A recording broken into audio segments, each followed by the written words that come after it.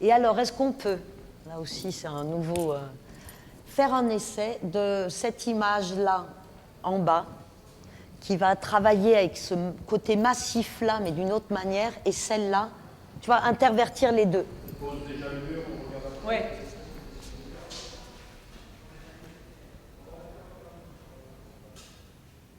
Sans titre, les personnages avec Josette est vraiment une image qui m'a permis de construire cette espèce de puissance que peut avoir un individu en dehors d'une position purement sociale. Josette est vraiment une sorte de force de la nature, un caractère très critique, une grande lucidité, où elle est très tendue sur ses bras, et il y a cette architecture un peu en fond, qui, avec le jeu de perspective, reprend un peu comme une espèce de forme incarnée de cette voix qui sortirait. Tout le mouvement se concentre autour de la bouche, en fait. C'est toute la tension qu'il y a de ces lèvres qui font cet appel. C'est peut-être une des images que j'ai mis le plus de temps à aboutir.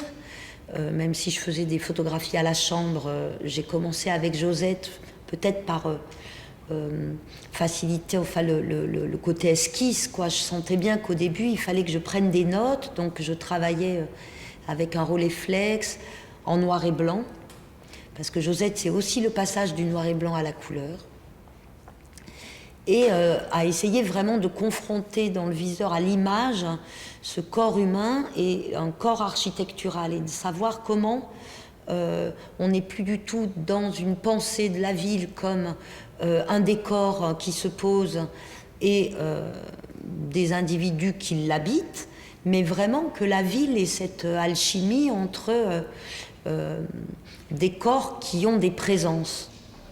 Alors, c'est laquelle la bonne? C'est celle-là, oui. Exactement. Par contre, je vais vous mettre des scotch sur les bords. On va regarder un peu où elle est peut-être pas bonne, parce que comme j'ai bougé celle-là, je vais remettre ça. J'ai bougé celle-là. On va... mettez-vous plus sur la droite, Olivier, et aussi. Ouais. Oui, c'est pareil, donc ça va. On est à 75. De toute façon. 73. Ok. 73 là? Ouais. Ces images habitent un espace, et elles habitent un espace pour nous emmener avec elles à reconsidérer notre monde d'une certaine manière.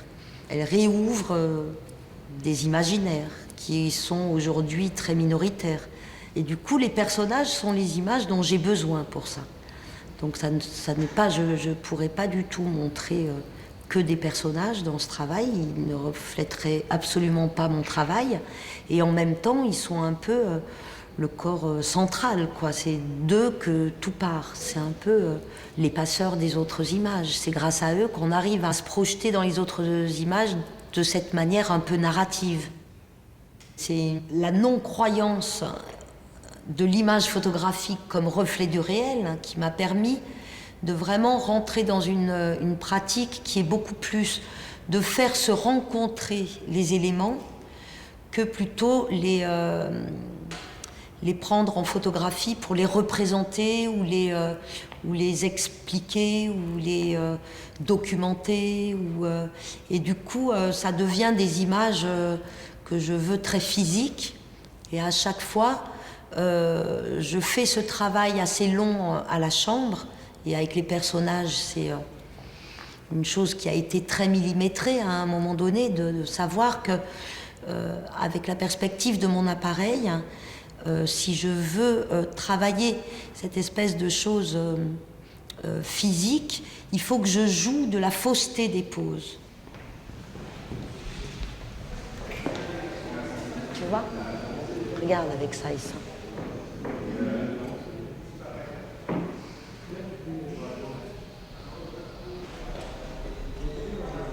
Et je trouve ça marche très bien avec ça là-bas. C'est vrai, ça change un peu. Hein? Ouais. Alors, tu aimes mieux les gars là? Et j'aimerais bien, peut-être, alors arriver à laisser ça, et celle-là, l'essayer là. Celle de... qu'on enlève ça. Tu vois? C'est un travail qui se base vraiment sur un vocabulaire du documentaire, de la photographie documentaire. Par contre, c'est pas du tout dans la mise à distance. Même si la mise à distance est faite par la chambre grand format, je veux dire, ce sont des images travaillées beaucoup d'une manière très émotionnelle. Le rapport à l'émotif ou à l'affect, pour moi, est très important. Parce que je pense qu'on réfléchit toujours ce rapport à l'intelligence des choses, à la compréhension des choses, avec une intelligence très unique. Mais l'intelligence est multiple. On parle de l'intelligence intuitive, l'intelligence émotionnelle, je veux dire le ressenti produit de l'intelligence. Mais on ne peut pas l'enlever, ça? Non, on ne l'enlève pas. Tu vas voir.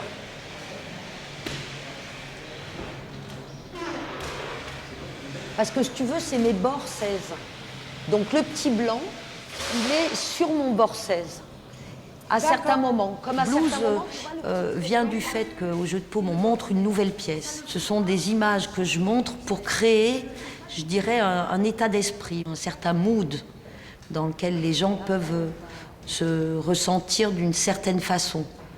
Donc ils essayent de tenir plutôt une tonalité plutôt qu'une description.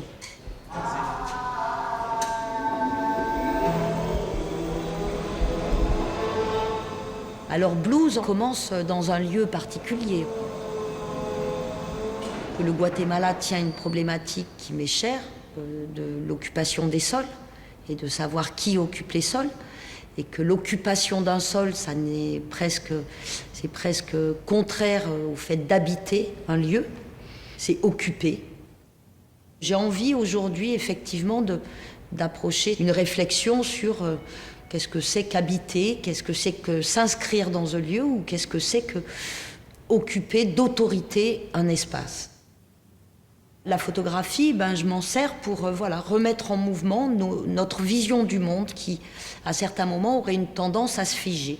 Et qu'une photographie, d'un coup, va décaler notre regard ou nous montrer une façade ou un personnage en nous demandant un peu de changer nos habitudes dans la façon dont on regarde les choses. Donc effectivement, la photographie, et pourtant on parle d'image fixe, me permet de remettre en mouvement notre façon d'être au monde, notre pensée du monde.